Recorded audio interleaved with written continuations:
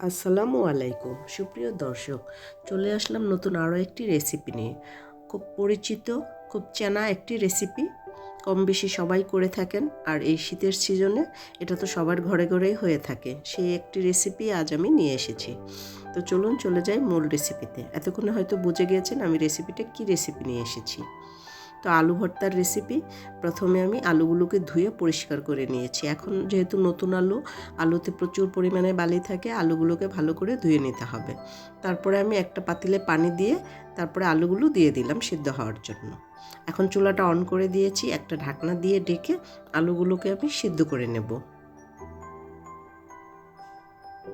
অন্যদিকে একটা চুলায় আমি শুকনো মরিচ ভেজে নেব।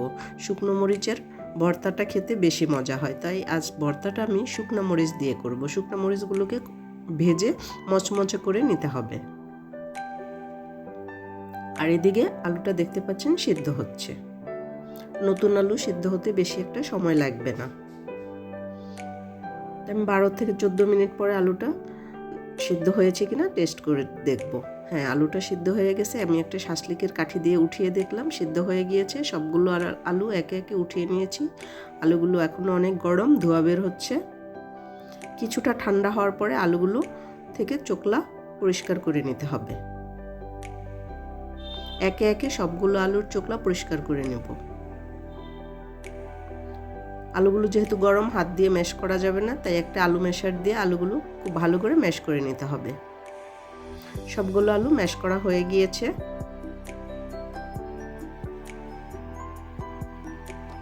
এদিকে অন্য একটা প্লেটে আমি পরিমাণ মতো পেঁয়াজ নিয়ে নিচ্ছি। পেঁয়াজটা নিজেদের পছন্দ অনুযায়ী কমিয়ে বাড়িয়ে নিতে পারেন।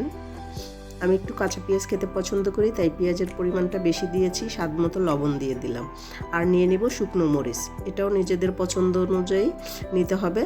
ঝাল যে যেরকম খাবে সেই অনুযায়ী শুকনো মরিচ নিতে হবে। শুকনো মরিচটাকে হাত দিয়ে খুব ভালো করে গুঁড়ো করে নিয়ে তারপরে পেঁয়াজ মরিচ একসাথে ভালো করে কষলিয়ে মাখিয়ে নিতে হবে। তবে খুব বেশি কষলানো যাবে না, এতে করে পেঁয়াজ পানি কেটে দেবে। এখন দিয়ে দিলাম এক মুঠো ধনিয়া পাতা। এই ধনিয়া পাতাটা অবশ্যই দিতে হবে। ধনিয়া পাতাটা আলু ভর্তার টেস্টটাকে অনেক গুণ বাড়িয়ে দেবে। আর এখন শীতের দিন ধনিয়া পাতাটা অ্যাভেলেবেল, তাই ধনিয়া পাতাটা অবশ্যই দেওয়ার চেষ্টা করবেন। দিয়ে দিলাম 2 টেবিল চামচ সরিষার তেল। এখন সবগুলো উপকরণ একসাথে মিশিয়ে নিলাম।